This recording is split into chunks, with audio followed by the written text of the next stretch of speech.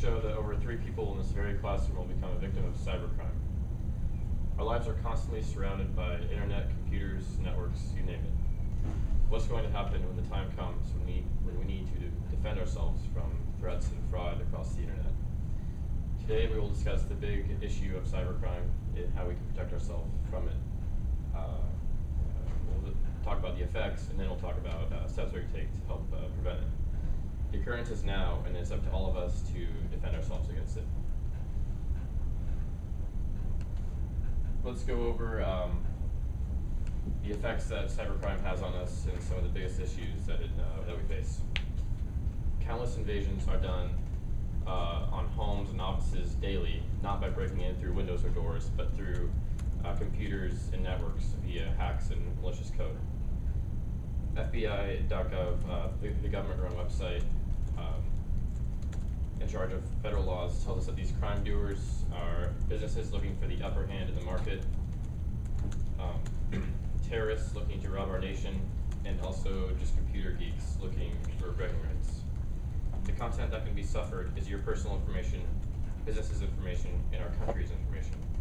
And other disruptions can be caused among 911 services, hospitals, and banks across the U.S. According to Reuters.com, a global news source, cybercrime costs the global economy $444 billion per year.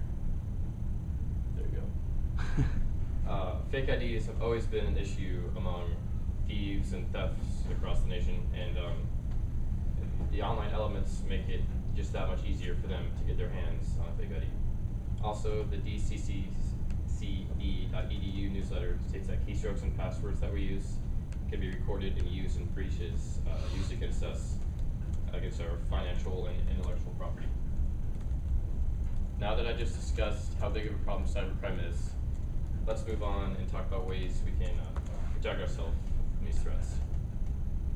There are necessary steps that we can take to prevent these crimes and protect our name and money on an individual and global scale. Norton, a leading security software brand, states on their website, norton.com, that the first step to safety is simply becoming aware. We can protect our information by using strong passwords, a secure Wi-Fi network, protecting our e-identity and data, and not storing things on our mobile devices. Also, enabling firewall and installing antivirus and spyware on our computers is a must. Failing to take action at all makes us vulnerable and at risk to these threats.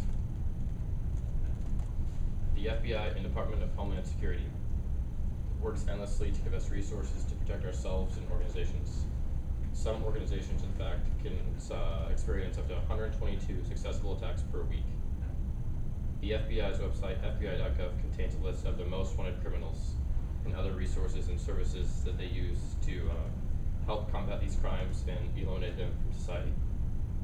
One of the biggest places we can also run into these scams and frauds, they tell us, is on social media and clicking on other numerous imposter ads. I hope that you were able to learn more about the dangers of cybercrime and how, with preparation, we can eliminate the burden it causes to people who use the internet, which is all of us.